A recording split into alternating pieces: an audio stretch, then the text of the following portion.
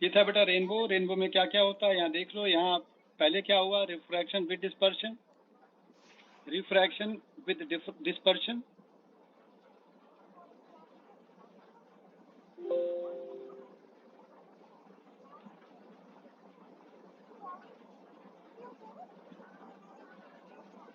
Then क्या हुआ बेटा, I R not T I are,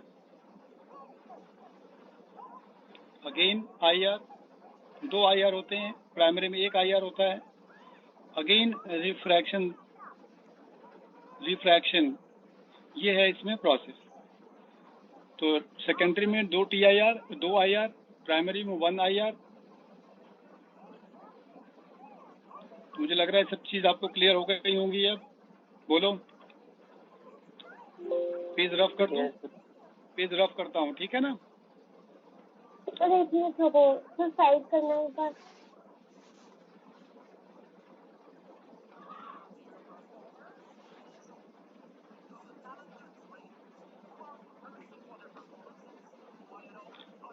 primary में आधे ऊपर से आती है, सेकेंडरी में नीचे से आती है।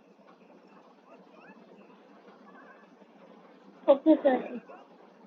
ठीक है, चलो तो मैं करता हूँ रफ, फिर से पूरा पेज रफ कर दूं? कर दिया।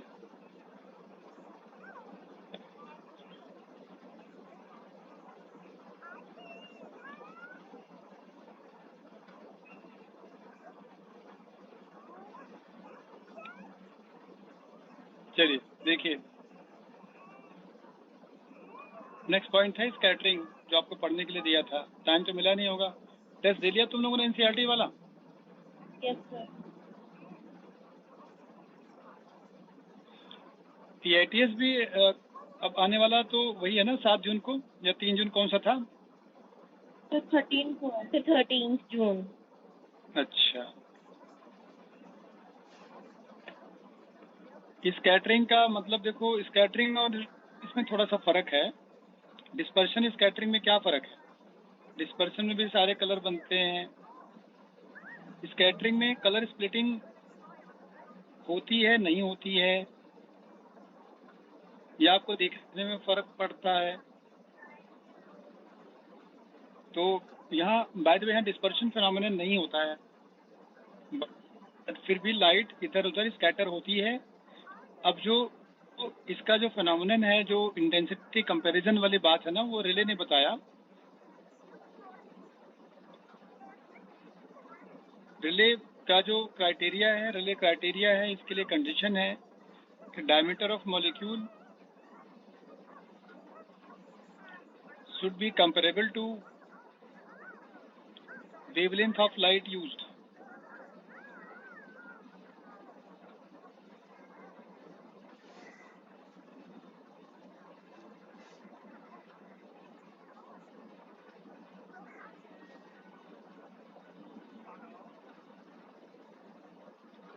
मॉलिक्यूल का जो डाया है लाइट वेवलेंथ के कंपेरेबल होती है। क्लियर?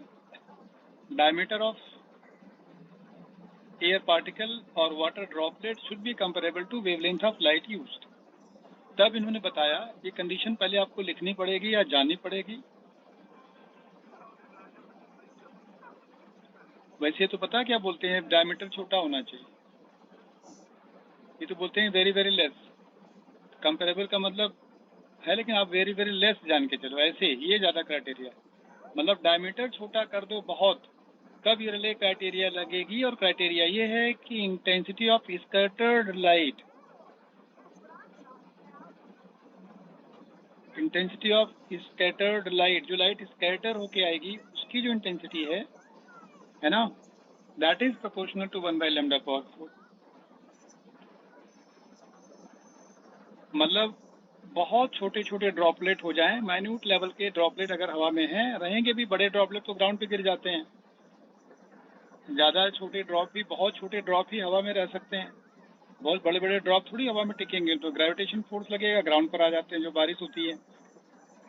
आफ्टर रेन बहुत छोटे छोटे ड्रॉपलेट ही हवा में रह सकते हैं। और रिले क्राइटेरिया है कि जो इंटेंसिटी ऑफ स्कैटर्ड लाइट है λ/4 के इनवर्स होती है, ये इसकी क्राइटेरिया है।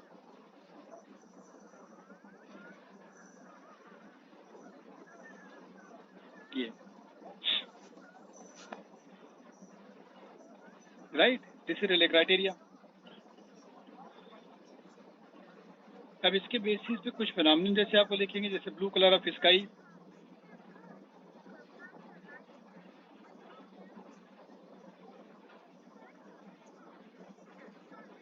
स्काई का ब्लू होना,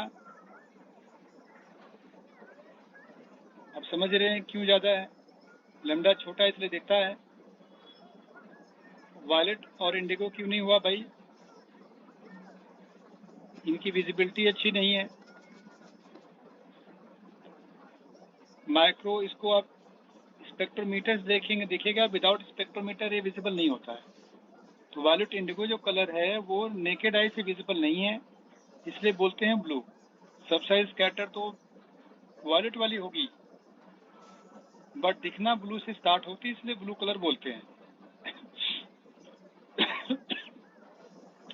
मतलब लाइट जब पड़ती है पार्टिकल पर तो सबसे ज्यादा स्कैटर कौन होगा, वायलेट वाली, उसके बाद इंडिगो, सारी हो जाएंगी। रेड की स्कैटरिंग सबसे कम होगी। तो अगर जो लाइट यहाँ आ रही है वो मुझे क्या दिखेगा, सब स्कैटर हो गए, क्या बच गया यहाँ, क्या बचा यहाँ, मैक्सिमम क्या बच जाएगा, रेड बचेगा। अरे कम स्कैटर हुआ, बचा हुआ ज्यादा स्कैटर हो गए, बिखर गए सारे इधर उधर। तभी तो बोलते हैं सिग्नल रेड क्यों बनाते हैं, वो उसका उल्टा देखो, वाई सिग्नल, डेंजर सिग्नल और रेड कलर। भैया डेंजर सिग्नल से जब लाइट चलेगी तो रेड वाली ज्यादा बिखरेगी नहीं, आपके आंख तक पहुंचते पहुंचते ये दिख जाएगा। दूसरा, शाम सुबह सन का कलर क्यों दिखता है रेड, ये अर्थ सरफेस है, यहाँ ऑब्जर्वर हो गया। इवनिंग में सन यहाँ से आएगी रेस, बीच में बहुत सारे पार्टिकल होंगे एटमॉस्फेयर के, शाम सुबह तो ऐसे आएगी ना हॉरिजॉन्टली, तो यहाँ बहुत सारे मीडियम को ट्रैवल करके रेज आएगी, और हर एक पार्टिकल जिससे जिससे भी ये कोलाइड होगी रेज, तो पार्टिकल सबको स्कैटर करते रहेंगे, स्कैटर करते रहेंगे, सारे तो बिखर गए। तुम्हारे तक पहुंचते पहुंचते पहुंचते पहुंचते कौन सा कलर बचेगा, जिसकी स्कैटरिंग सबसे कम होगी, इसलिए आपको शाम सुबह रेड दिखाई देता है। शाम को रेड दिखाई देगा, सुबह रेड दिखाई देगा। और दिन में क्या होता है, दोपहर को क्या होगा भाई, ऊपर से रे आएगी, यहाँ से रे आएगी। अब यहाँ से रे आएगी तो ज्यादा पार्टिकल है ही नहीं है, हवा में थोड़ी पार्टिकल है, हॉरिजॉन्टली बहुत ज्यादा पार्टिकल है, ऊपर पार्टिकल के नंबर्स बड़े कम है, बात डिस्टेंस के नहीं है, डेंसिटी ऑफ पार्टिकल ऊपर कम होती है, जैसे जैसे आप ऊपर जाओगे ना पार्टिकल डेंसिटी कम हो जाती है। ग्रेविटेशन फोर्स लगता है ना, पार्टिकल ज्यादातर अर्थ के आसपास होते हैं, ऊपर जाने से कम हो जाती है। तो यहाँ से अब रे आएगी तो बहुत ज्यादा स्कैटरिंग हुई नहीं, ऑलमोस्ट कलर आपको वही वाले दिखे जो पहले थे,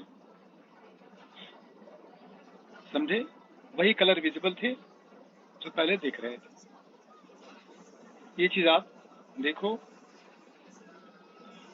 कि दोपहर को ज्यादातर जो नॉर्मल येलो कलर ऐसा कुछ दिखता है, येलो कलर दिखता है क्योंकि येलो एवरेज कलर है, शाम सुबह आपको रेड दिखता है। स्कैटरिंग के फिनोमिनन छोटे छोटे पढ़ लेना। क्लाउड व्हाइट क्यों दिखते हैं, बताओ कोई, क्लाउड व्हाइट क्यों दिखते हैं?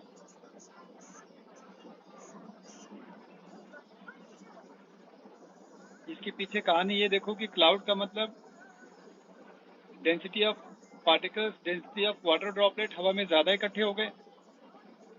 तो अब जब पार्टिकल साइज, मतलब जब वाटर ड्रॉपलेट की साइज बढ़ जाएगी तो रेले क्राइटेरिया काम नहीं करती, तो डायमीटर बड़ा हो गया ना वेवलेंथ से, अब रेले क्राइटेरिया काम नहीं करेगी। अब आप इंटेंसिटी का रिलेशन देखेंगे तो ये 1/λ/4 वाला फंडा काम नहीं करेगा। Now all colours are equally scattered. Scattering नहीं, देखो स्कैटरिंग नहीं खत्म हुई, स्कैटरिंग तो होती ही है। All colours are equally scattered.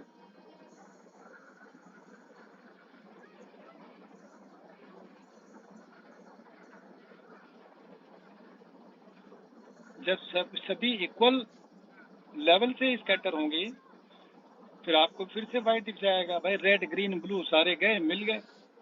तो आपको अगेन रेड कलर अपीयर होगा, सॉरी व्हाइट कलर अपीयर होगा। जब सभी कलर इक्वली स्कैटर हो जाएंगे तो आपका कलर फिर नॉर्मल कलर हो जाता है। आया समझ में point? Yes, sir. Yes sir.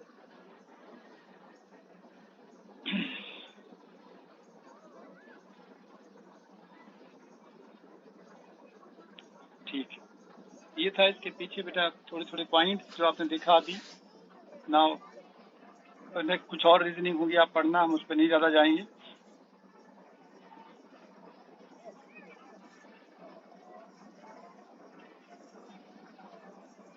अब आगे का नेक्स्ट पार्ट है ऑप्टिकल इंस्ट्रूमेंट।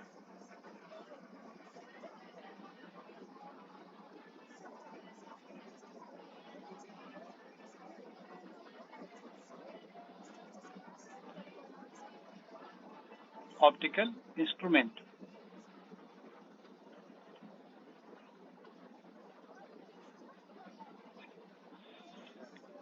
ऑप्टिकल इंस्ट्रूमेंट में कैसे फॉर्मूला याद करना है मैं आपको दिखा रहा हूँ ताकि जल्दी याद हो जाए फॉर्मूले। डेरिवेशन तो आपको पता वहाँ कर नहीं सकते ज़्यादा, मैं आपको डायग्राम बना रहा हूँ अभी। डायग्राम बना के सारे फॉर्मूले दिखा रहा हूँ। तो जब सबसे पहले हमें पढ़ना होता है simple microscope.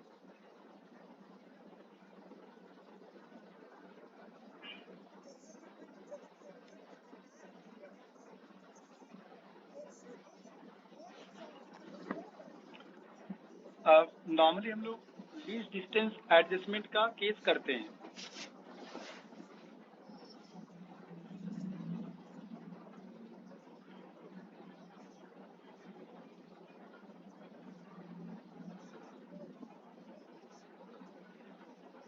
Okay, least distance वाला केस हम लोग नॉर्मली करते हैं।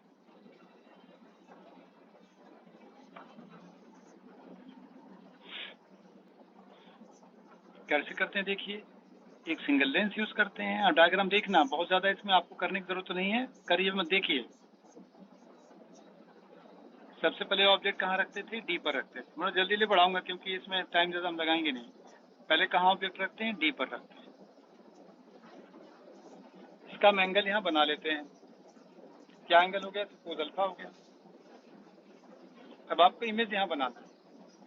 अगर इमेज यहीं बनाओगे तो वर्चुअल इमेज बनेगी। वर्चुअल इमेज बनाने के लिए कहाँ आना पड़ेगा? विद इन फोकस आना पड़ेगा। फिर इस ऑब्जेक्ट को आप शिफ्ट कर देना विद इन फोकस, क्योंकि आपको यहीं इमेज भी बनानी है डी पर, तो हमें वर्चुअल इमेज बनानी पड़ेगी। वर्चुअल के लिए फोकस के अंदर ऑब्जेक्ट आना जरूरी है। अब देखिए यहाँ से रे आप बना लेना, पीछे ले गए हम लोग, ये बन गई हमारी इमेज पर। इसने बीटा एंगल बना दिया, हो गया हमारा यू, ये हो गया डी। यहाँ से 1/2 निकाल लेना, 1/d प्लस 1/ac। देखिए यहाँ से 1/u आ गया। लेंस फॉर्मूला डाल देना, 1/u निकाल। Now magnifying power is defined as ratio of angle subtended by image to subtended by object. Solve करेंगे d/u आएगा। ये हाइट बेस का कंपैरिजन करेंगे, d/u आएगा। 1/u यहाँ से डाल देते हैं हम लोग, ये हमारा बन जाता है रिजल्ट। आपको लिखना है तो जल्दी से लिखो। मैंने हाफ डेरिवेशन की है, पूरी डेरिवेशन की नहीं है।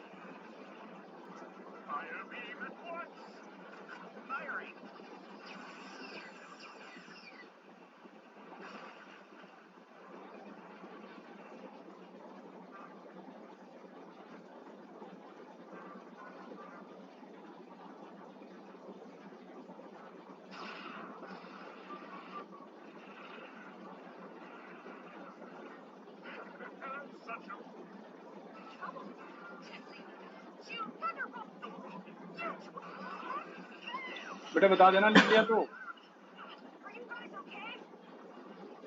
सर लिख लिया।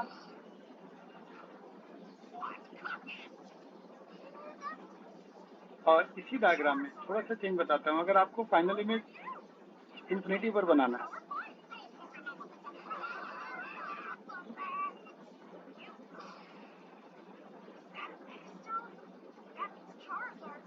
एट इंफिनिटी, फाइनल इमेज कहाँ बनाना है? इंफिनिटी पर बनाना है।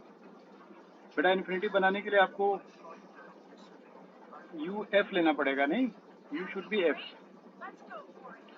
और यही देखिए मैग्निफिकेशन आ गया D by you, D by you replace by F, ये आंसर आ गया।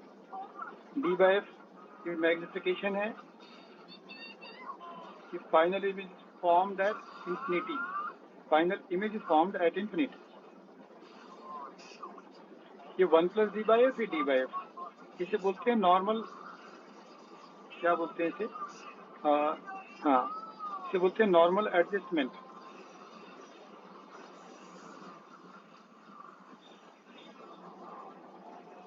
Normal adjustment.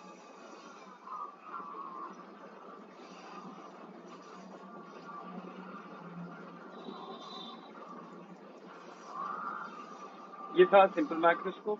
अब आप लिखिए कंपाउंड माइक्रोस्कोप, कंपाउंड माइक्रोस्कोप।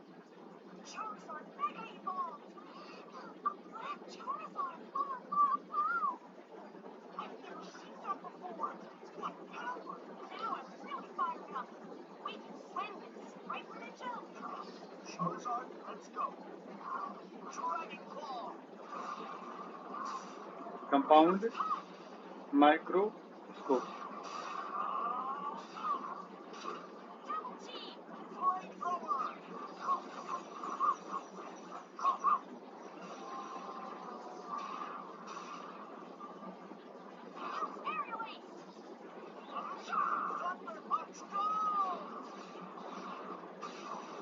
दो लेंस होते हैं बेटा इसमें, छोटा एक बड़ा।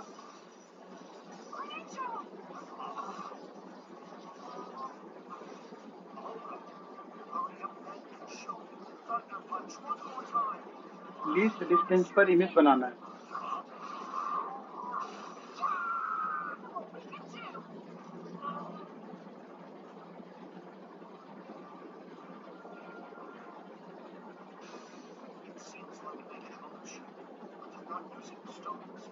पहला काम, ऑब्जेक्ट छोटा है, दिखेगा नहीं, फिर भी मान लेते हैं।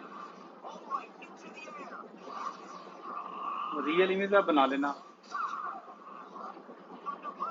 ये U ऑफ ऑब्जेक्टिव है, ये V ऑफ ऑब्जेक्टिव है। फर्स्ट लेंस का मैग्निफिकेशन भी देखिए आ गया, ऑब्जेक्टिव लेंस का मैग्निफिकेशन आ गया V0 over U0। This is real image, real inverted, आगे लगा दिया मैं।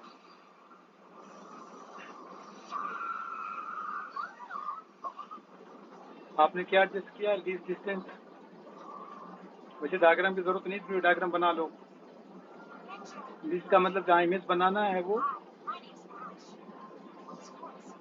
दूसरे लेंस से D पर बनाना पड़ेगा।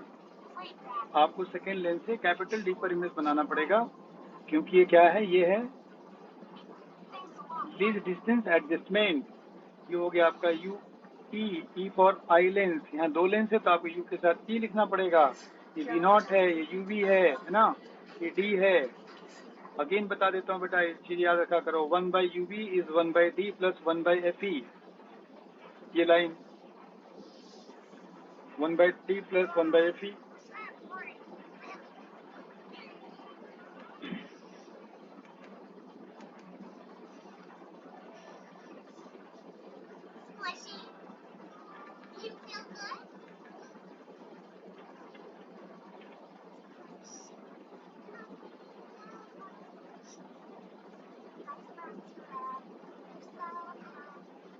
पूरी डेरिवेशन नहीं करना है,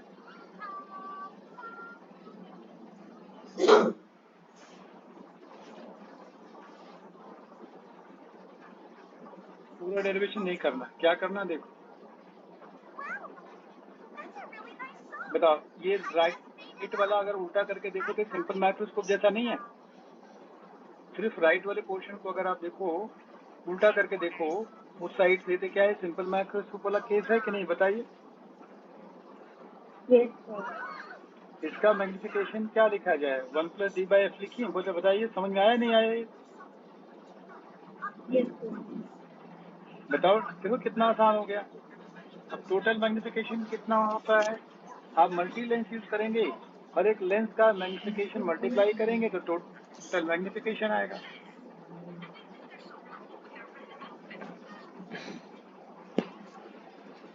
ये है magnification. And what is length of microscope? Length of microscope क्या बताइए, डायग्राम देखो, V0 plus UV, V0 plus UV, ये माइक्रोस्कोप की लेंथ हो गई। V0 plus UV, this is the length of microscope.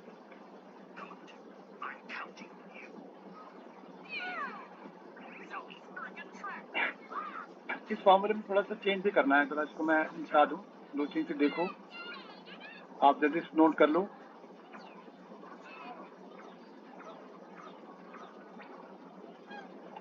कर लिया नोट आप लोगों ने? Yes, sir. पहला पॉइंट ये था। दूसरा point, if final limit is formed at infinity,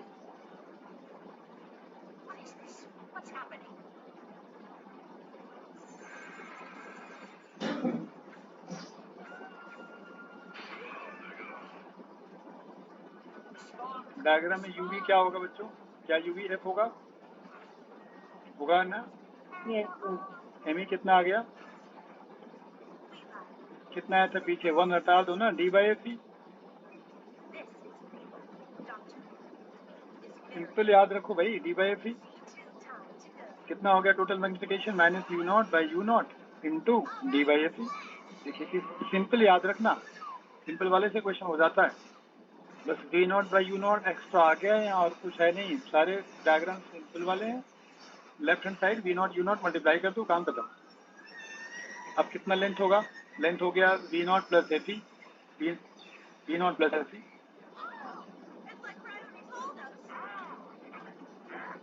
ये वाला केस नॉर्मल एडजस्टमेंट का केस होता है, केस ऑफ नॉर्मल एडजस्टमेंट।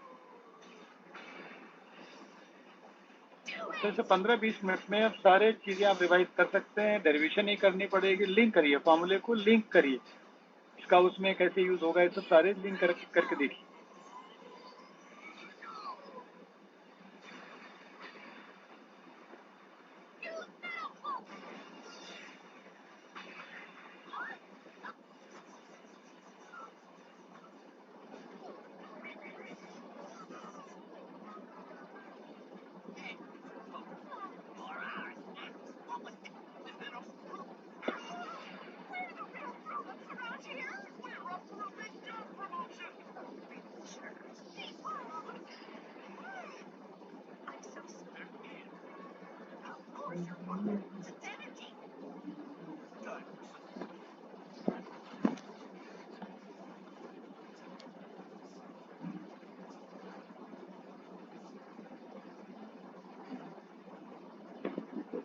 चलो आगे चलता हूँ, आपको टेलीस्कोप बताता हूँ। Not that deep, but Grammarly can help.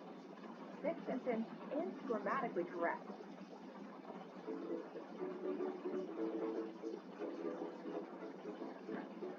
Telescope में एक लेंस कभी होते हैं, दो लेंस, एक बड़ा बड़ा दूसरा छोटा।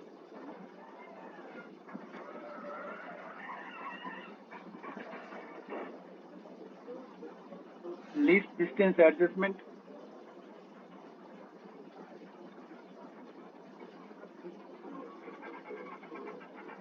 लीस्ट डिस्टेंस एडजस्टमेंट,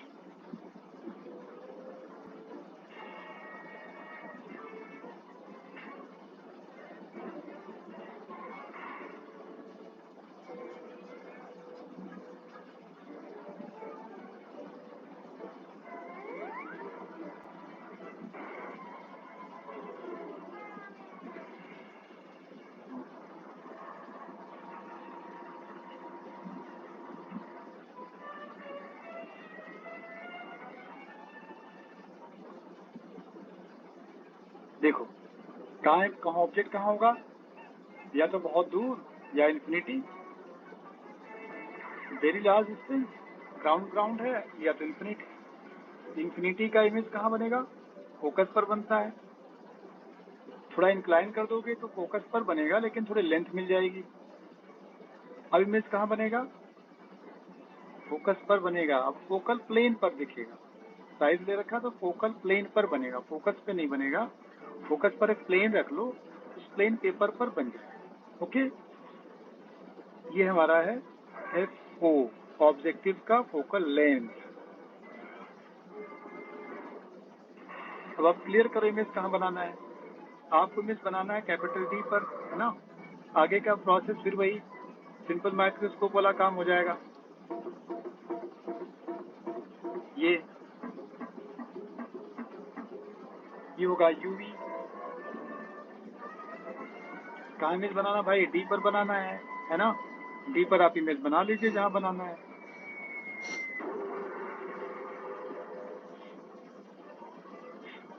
इसका थोड़ा सा अलग है, इसमें थोड़ा सा अलग है, डेरिवेशन बहुत बड़ी नहीं है तो हम कर लेते हैं इसे। हाँ, इसका जो काम है तो देखो यहाँ भी वही लिखेंगे, 1/UV replace by 1/D plus 1/FE। ये लेंथ फॉर्मूले से ये काम तो हर जगह हम करेंगे। यहाँ भी कर लिया। किसने अल्फा बनाया एंगल, ये भी अल्फा होगा, ये देखिए beta angle. Magnifying power is the angle subtended by image at eye lens to angle subtended by this image on the objective lens. छोटे एंगल होते हैं हम टाइम में कन्वर्ट कर लेते हैं।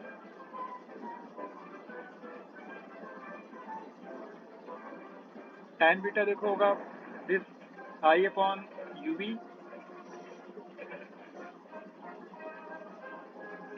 tan अल्फा होगा I/FO। साइज की बात जहां तक करें तो ऑब्जेक्ट ऊपर है, फाइनल इमेज नीचे है, इन्वर्टेड है तो आएगा minus.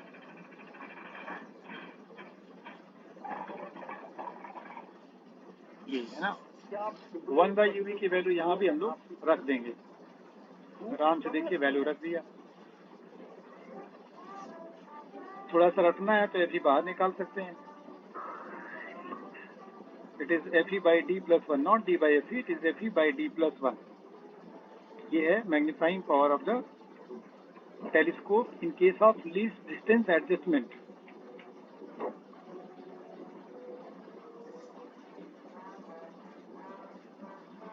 And length of telescope,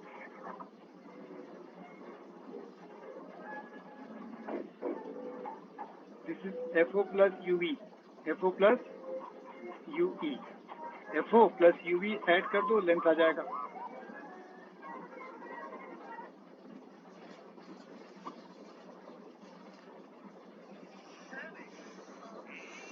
FO plus UV।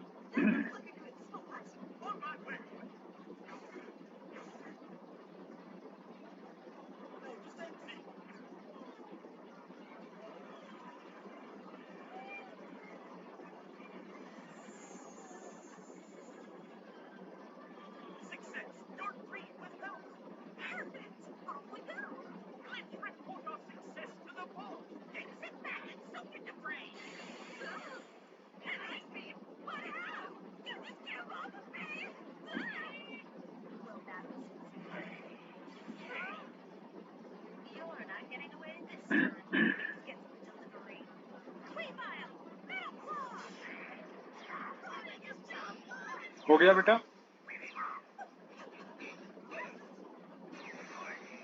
Yes, sir.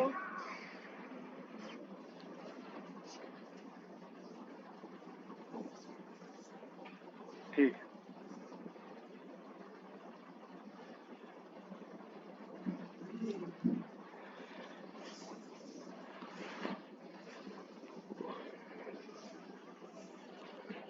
चलिए सेकेंड केस देखो। अब हम क्या करेंगे, कहाँ बनाएंगे फाइनल इमेज, इन्फिनिटी पर बनाएंगे। देखिए फाइनल इमेज लिख लो page, final image is formed at infinity, note में डाल लो। अब ये सब हटा दो यहाँ से जितना भी, बस इतना चेंज होगा। फाइनल में इन्फिनिटी बनाओगे तो कहाँ होगा UV, UV should be FE. अरे भैया ऑब्जेक्ट अगर इन्फिनिटी पे बनाना इमेज तो आपको ऑब्जेक्ट फोकस पे रखना पड़ेगा, तो यूवी हमारा एफई होना चाहिए। बस हो गया diagram. It is minus FO by FE, FO by FE.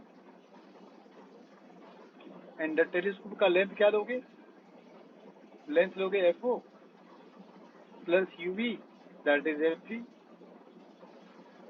ये बन गया देखो। तो हमने आधा पौन घंटा लिया है। आपका टेलीस्कोप हो गया, माइक्रोस्कोप हो गए। अब इसमें एक और केस होता है, ग्राउंड टू ग्राउंड देखने के लिए उसको बोल, ये तो astronomical telescope, these are astronomical telescope. Ground to ground देखना है तो हम एक और टेलीस्कोप यूज करते हैं, उसका नाम है टेरेस्ट्रियल टेलीस्कोप, टेरेस्ट्रियल टेलीस्कोप।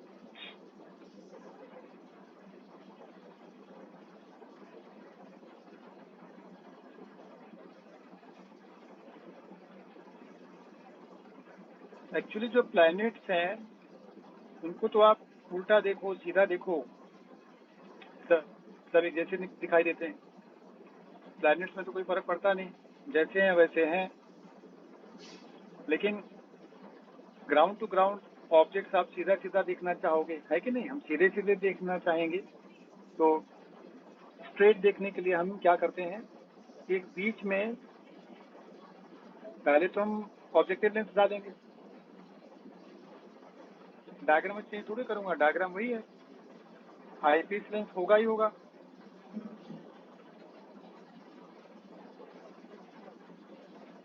और इन बिटवीन हमें डालेंगे इरेक्टिंग लेंस।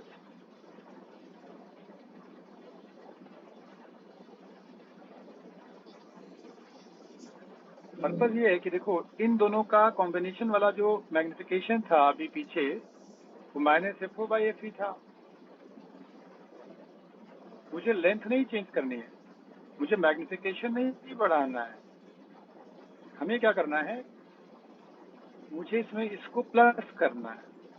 मुझे इसको, ये रियल इमेज एक्चुअली बना रहे थे दोनों, दे फॉर्म रियल इमेज। मुझे इरेक्ट बनाना है और वर्चुअल बनाना है। इन्वर्टेड बन रही थी पहले इमेज।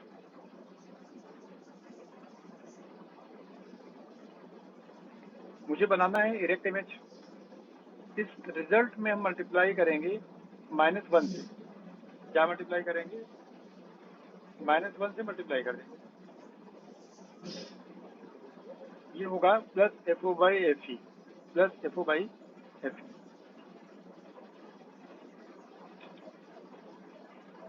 बस मुझे -1 से मल्टीप्लाई करना है। और -1 का ये मतलब हुआ कि हम ऑब्जेक्ट को अगर 2f पर सेट करेंगे एट 2f, तब ये इन्वर्टेड इमेज बनाएगा, 2f पर इमेज बना लेगा। इस केस में हमारा मैग्निफिकेशन होगा -1। तो हमने दिमाग लगाया कि यार ऑब्जेक्टिव आई लेंस है, वो दोनों ये बना रहे थे। अभी कह रहे हैं कि हमें मैग्नीफाइंग पावर की प्रॉब्लम नहीं है, प्रॉब्लम है मुझे सीधी बनानी है। सीधा मतलब मैग्निफिकेशन शुड बी पॉजिटिव। तो मतलब मुझे -1 से ही मल्टीप्लाई करना है, कोई नंबर से मल्टीप्लाई नहीं करना है। तो मुझे एक लेंस बीच में डालने पड़ेंगे, जिसके 2f पर इसे सेट करने पड़ेंगे, तब जाके ये -1 आता है। तो अब आप डायग्राम का सारा रिक्वायरमेंट समझ गए हैं। मैं डायग्राम बनाता हूँ, आप देखिए, आपको फॉर्मूला अलग से डेराइव नहीं करना है, डायरेक्ट डायग्राम से आंसर बता देना है। तो वो सारी चीज़ पहले मैं बनाऊंगा जो आपने पीछे बनाया था।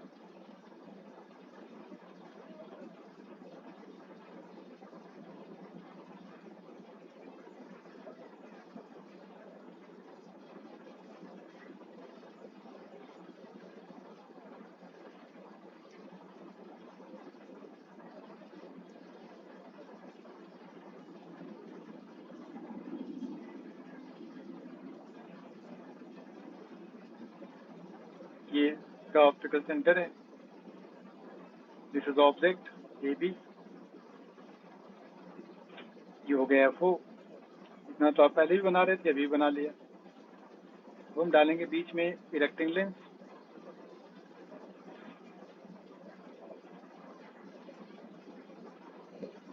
ये हमारा 2f है, 2f है ना, इट इज 2f। अब राइट हैंड पे देखो आ गया 2f।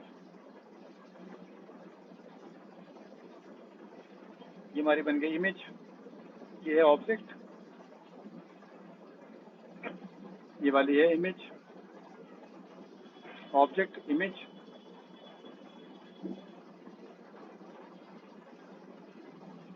अब थर्ड लेंस ले लिया, ये हमारा एफ ही है। आप देखिए मैंने ज़्यादा कुछ चेंज किया नहीं, बीच में एक लेंस डाल दिया, बस थोड़ा सेपरेशन बढ़ गई हमारी। अब लेंथ देखा जाए तो लेंथ हो गई F O plus 4f plus 4f plus F ही, ये हमारी लेंथ हो गई।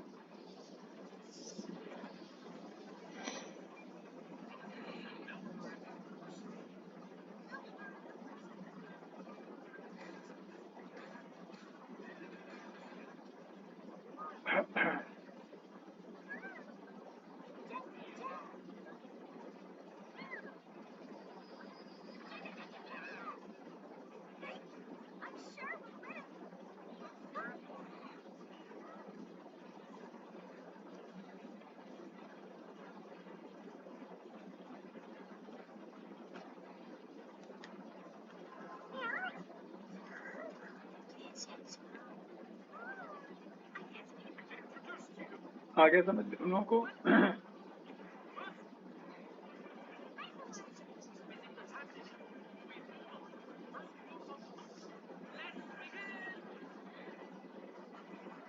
अरे कुछ हाँ क्यों करोगे तुम लोग?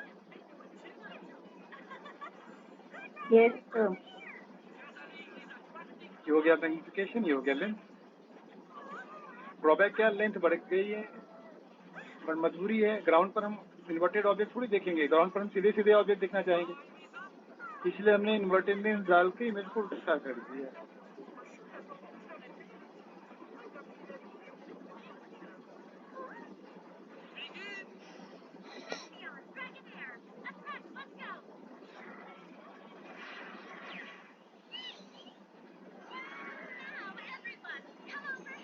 चलिए, ये सारी चीज आपने पढ़ा। अब देखते हैं कि इन सारे टेलीस्कोप में दिक्कत क्या है, परेशानी क्या है।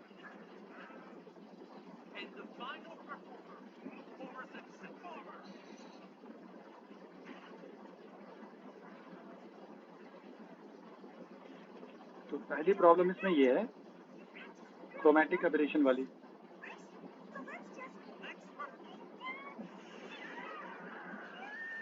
फर्स्ट प्रॉब्लम तो क्रोमैटिक एबरेशन वाली प्रॉब्लम।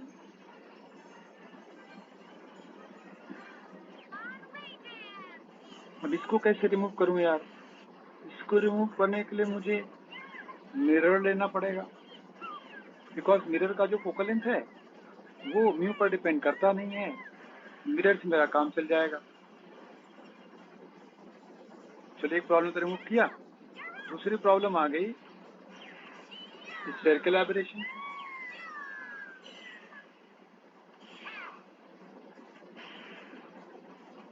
स्फेरिकल एबरेशन की प्रॉब्लम क्या है पता आपको? पता है क्या होती है? अगर वाइड बीम लोगे या इसका एपर्चर बड़ा कर दोगे तो जो रे प्रिंसिपल एक्सिस से काफी डिस्टेंस पर जा रही है वो पहले ही फोकस हो जाती है, जो नीचे वाली वो बाद में फोकस हो जाती है। ऊपर वाली पहले फोकस हो गई, नीचे वाली बाद में फोकस हुई, मल्टी फोकस बन जाएंगे, क्लियर आपको दिखेगा नहीं। ये circle aberration. But this problem can be remove by taking parabolic concave mirror. Parabolic concave mirror, अगर आप पैराबोलिक कॉन्केव मिरर ले लो तो प्रॉब्लम रिमूव हो जाएगी, हमारी प्रॉब्लम सॉल्व हो जाती है। आप कॉन्केव मिरर ले लो, पैराबोलिक शेप में बना लो।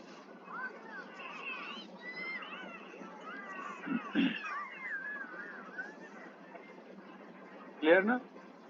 क्रोमैटिक एबरेशन लेंगे, पहली प्रॉब्लम रिमूव हो जाएगी। स्फेरिकल एबरेशन हटाने के लिए पैराबोलिक कॉन्केव ले लिया। अब हमारी जितनी चीजें हैं और भी चीजें देखो सॉल्व हो जाएंगी। लार्ज ब्राइटनेस होनी चाहिए।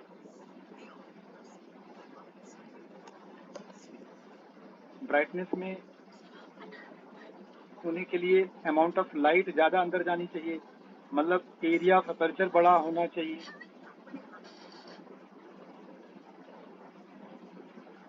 अपर्चर मतलब pi diameter of aperture square by 2 4 D diameter of aperture ये होता है ना, दिस वन इज अपर्चर। जो आप सीधे सीधे लाइन बनाते हैं ना बेटा, ये अपर्चर होती है। This line is aperture.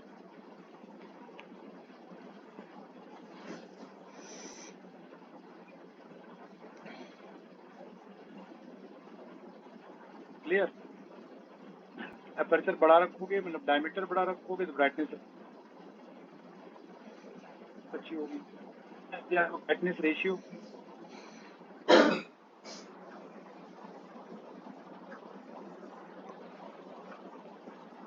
This is area mirror pi D square by 4 जो आपने लिया है divided by area aperture of people I. People I का एरिया अपर्चर, यहाँ से पाई बाई 4 उड़ा दो, D square over small D square, ये है brightness ratio. This is the